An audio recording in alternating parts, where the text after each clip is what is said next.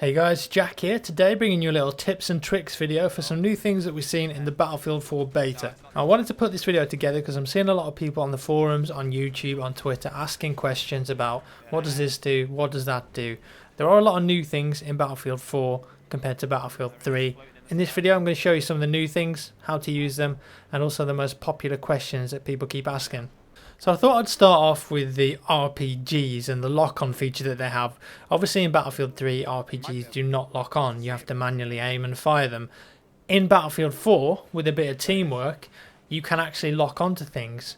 You see here, the recon on my team there is using the personal laser designator, the PLD. If he locks that helicopter and maintains the lock after I shoot, my rocket is going to hit him.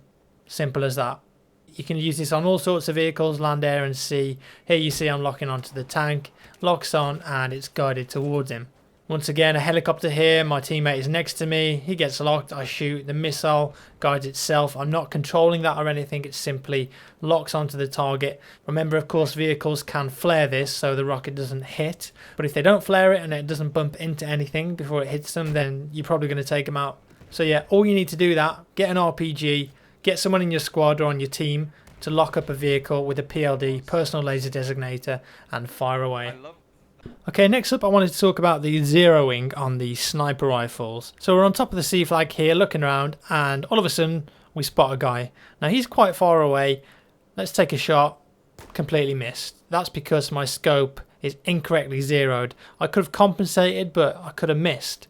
Luckily for us, if we use our PLD, we can get the range of that guy. See, that building's 200 meters away. He is 407 meters away. Switch back to the sniper rifle. With the V key on the keyboard, we can cycle through the ranges, hit up to 400 meters. It goes up to 1,000, but we want 400.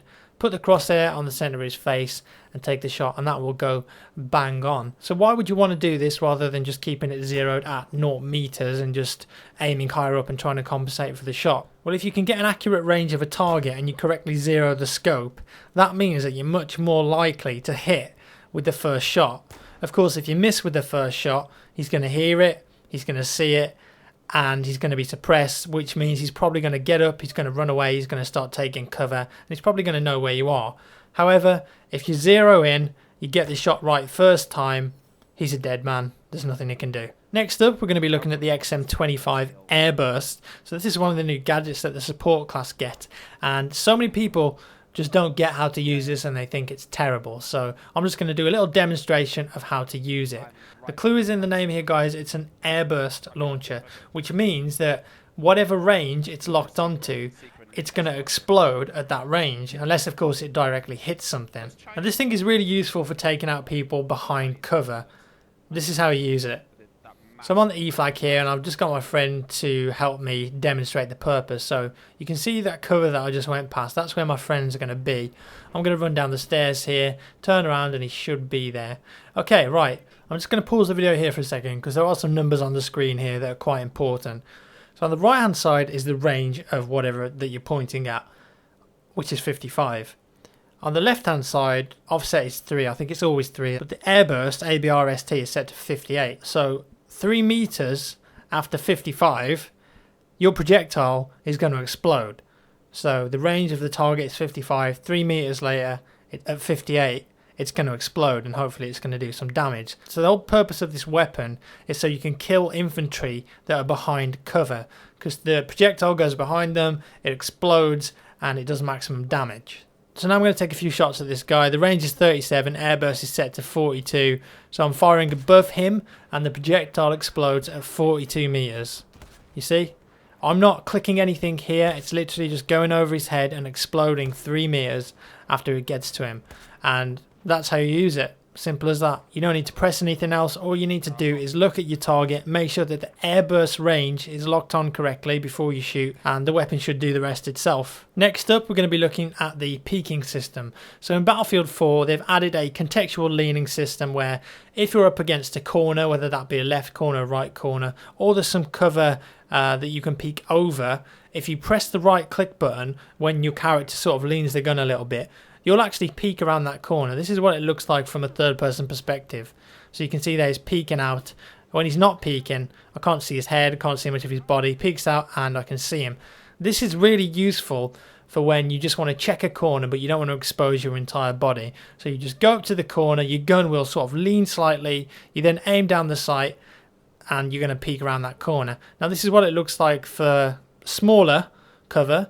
So in this scenario, imagine that's an enemy, I can just hold here, crouch, right click, and it just peeks my head over the top.